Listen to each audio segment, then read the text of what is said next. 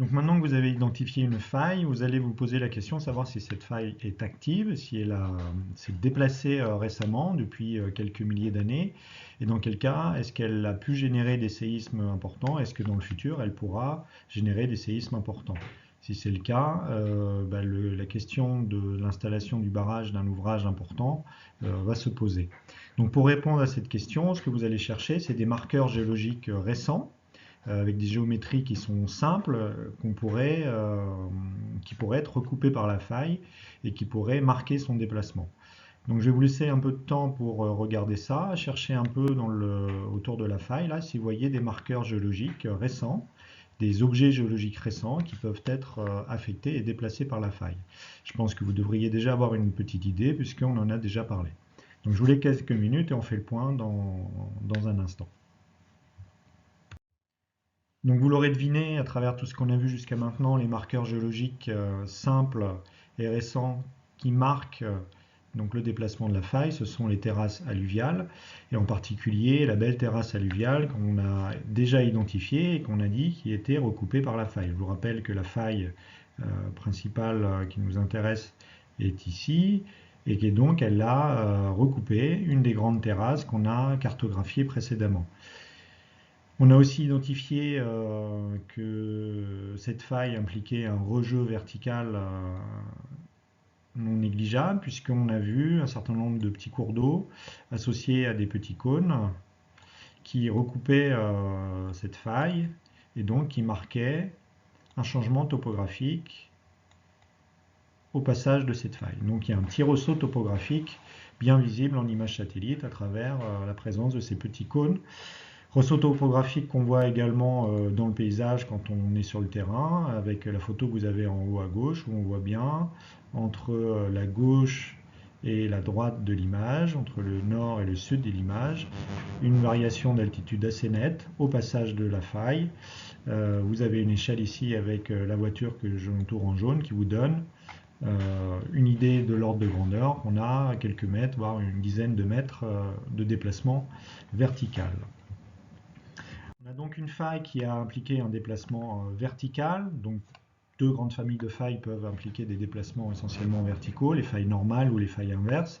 Vu le contexte géologique régional, on s'attend plutôt à trouver des failles inverses. Vous pouvez avoir quelques failles normales, mais c'est quand même très rare. On est dans un système orogénique, un système compressif, donc c'est plutôt des failles inverses qui sont associées à des structures anticlinales. Et en effet, la faille qu'on a cartographiée à partir d'images satellites peut se voir à l'affleurement le long de la rivière Routoubie, et on peut mettre le doigt dessus et on voit bien que c'est une faille inverse.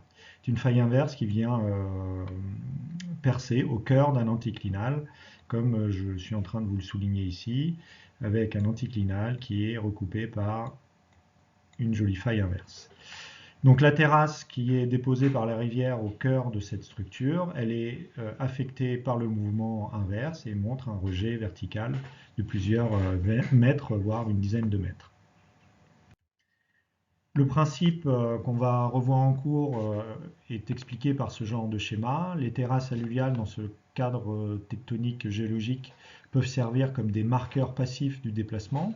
Donc imaginez une rivière qui traverse une structure avec une faille de rampe qui génère du soulèvement et des reliefs. Mais cette rivière, au passage de ces reliefs, va devoir toujours adapter son lit et garder le même niveau de base. En fonction des périodes d'incision d'accumulation, eh bien, on va abandonner des terrasses, et ces terrasses vont être autant de marqueurs qui vont subir le soulèvement et marquer passivement la surrection, la déformation au travers de la structure. Donc par exemple ici, la rivière elle a abandonné une première terrasse verte qui s'est trouvée suite à des déplacements le long de la faille, surélevée et une altitude supérieure par rapport au lit actuel de la rivière. Donc on peut répéter ce processus plusieurs fois et avoir des séries de terrasses qui vont être surélevées et faire autant de marqueurs passifs qui ont enregistré le soulèvement au travers de la structure, au travers de la faille. Il en résulte une géométrie souvent en espèce de dos de baleine, comme je suis en train de le souligner ici, là. Et puis surtout, aux abords de la faille, on a un mouvement vertical bien marqué par les terrasses alluviales. Pour quantifier le mouvement sur la faille au travers de la terrasse alluviale, on peut s'appuyer sur les outils d'ArcMap et le modèle numérique de terrain de type SRTM. Vous avez donc un outil de ArcMap qui s'appelle 3D Analyst. S'il ne s'affiche pas directement dans votre projet, eh bien, faites un clic droit dans la partie grise en haut dans la barre de menu et puis allez chercher l'outil 3D Analyst.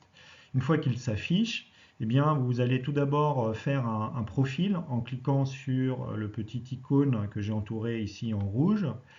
Une fois que ça c'est fait, eh bien, dans un deuxième temps, vous faites le petit icône entouré en jaune et vous faites afficher le profil topographique. Voilà ce que j'ai fait sur l'exemple qui nous intéresse, la rivière de la terrasse de la Routoubi, là, avec le profil en rouge à droite, sa localisation, et à gauche, ce que ça donne avec les altitudes en mètres à gauche et les distances en mètres également sur l'axe horizontal. Donc, comment interpréter ce profil? Alors, au premier ordre, on voit qu'il est relativement bruité et on a du mal à localiser vraiment le ressaut topographique qu'on a identifié dans les images satellites. Si on essaye quand même de l'interpréter, on pourrait localiser le ressaut topographique au niveau de cette ellipse rouge là et le quantifier à peu près. Et on voit qu'on passe de 790 mètres à 800 mètres, ce qui fait à peu près une dizaine de mètres de décalage. Simplement, là, on n'est vraiment pas précis. Pourquoi? Puisqu'on se heurte à la résolution, à la précision du MNT de type SRTM. Je vous rappelle que la résolution en horizontal, c'est 90 mètres et que la précision en verticale, c'est de l'ordre de la dizaine de mètres. Donc on a des données qui sont pas assez résolues en horizontal et pas assez précises en verticale pour quantifier le déplacement sur cette faille qui est de l'ordre de la dizaine de mètres. Donc là, pour faire un profil avec un point tous les 90 mètres et ce point qui est précis d'une dizaine de mètres, c'est difficile à utiliser pour vraiment caractériser un mouvement sur une faille qui fait une dizaine de mètres. Donc là, on a vraiment une limitation avec ce genre de données. Alors vous pouvez faire la même chose sur Google Earth, mais vous allez vous heurter à la même limitation. Sur Google Earth, pour info technique, si vous allez cliquer dans Ajouter un trajet, que vous validez le trajet que vous avez fait, par exemple ici en rouge sur la capture d'écran, puis que vous faites clic droit dans le menu à gauche là où votre profil s'affiche, puis profil de dénivelé, vous avez le profil de dénivelé qui apparaît en dessous de votre image, comme là en rose dans le carré en dessous de l'image. Et on s'aperçoit que si on fait ça sur Google Earth, comme précédemment, on a du mal à identifier le ressaut topographique. Pourquoi? Eh bien parce que Google Earth utilise les mêmes données topographiques que vous venez d'utiliser sur ArcMap, c'est-à-dire les données MNT de type SRTM. Donc la topographie sur Google Earth a une résolution qui n'est pas suffisante non plus pour pouvoir identifier ce genre de déplacement.